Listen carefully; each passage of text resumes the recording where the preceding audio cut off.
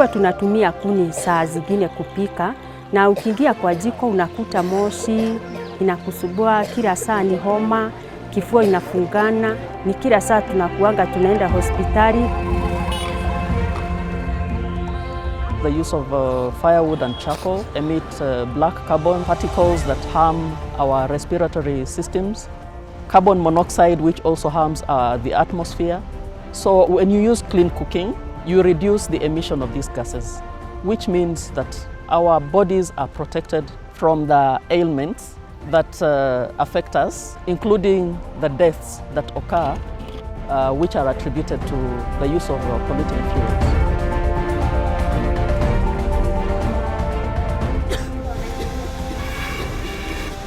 According to data from the Ministry of Health, 23,000 lives are lost in Kenya annually due to indoor air pollution. This is far more than the total mortality from malaria, tuberculosis, and HIV and AIDS. Hii hapa jiko la kisasa, inapika kwa haraka, inaweka joto jingi kwa muda mrefu, na inatumia kuni kidogo, na save kuni, na save afya, na save pesa, na save mazingira kwa kutumia kuni kidogo. The Kenyan chapter of the promotion of climate-friendly cooking has been working since the year 2020 to implement a holistic approach to promoting clean cooking technologies. The project is co-financed by the Green Climate Fund, GCF, the Ministry of Energy and Petroleum, and the Germany Agency for International Cooperation, GIZ. We have committed to promote clean cooking using various fuels and technologies, including the improved cook stoves. We are promoting LPG, also bioethanol and electricity.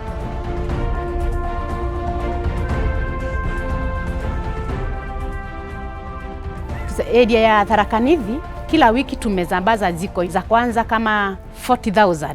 Tumeanza kupenya pande ya Narok. By embracing clean cooking solutions through the acquisition and consistent use of improved cookstoves, we reduce the particles that can damage our lungs, hearts, and brains and cause a host of other health problems.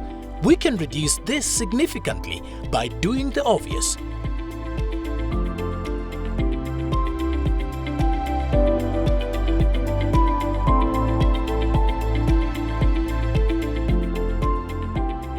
In Kenya, you need to know we have a huge quantity of agricultural waste that are just thrown away, or they are just burned, or they are decomposing, themselves, and it's really affecting the green gas house emissions.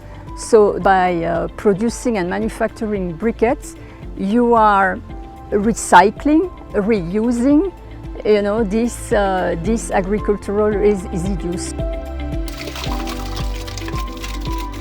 Using organic waste to make biogas leads to better waste management and a cleaner environment, and reduces by far the cutting down of trees for firewood or making charcoal.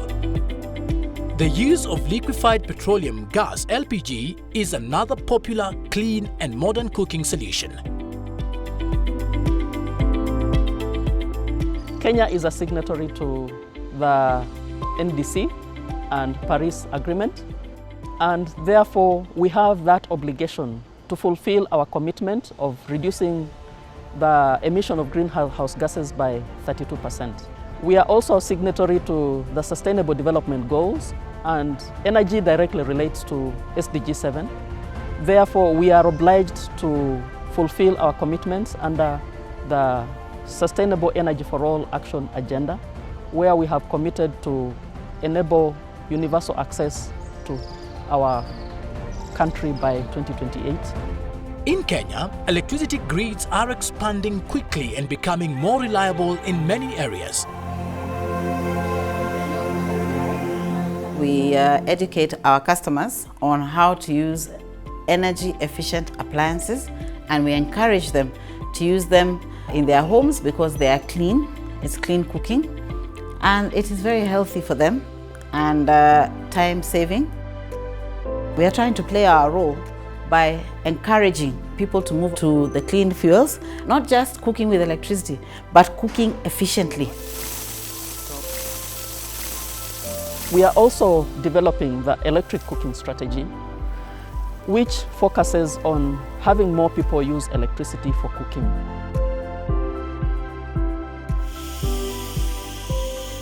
We can now safely open our pressure cooker. It is cooked that beef at 0.360 units, which is about 7 shillings.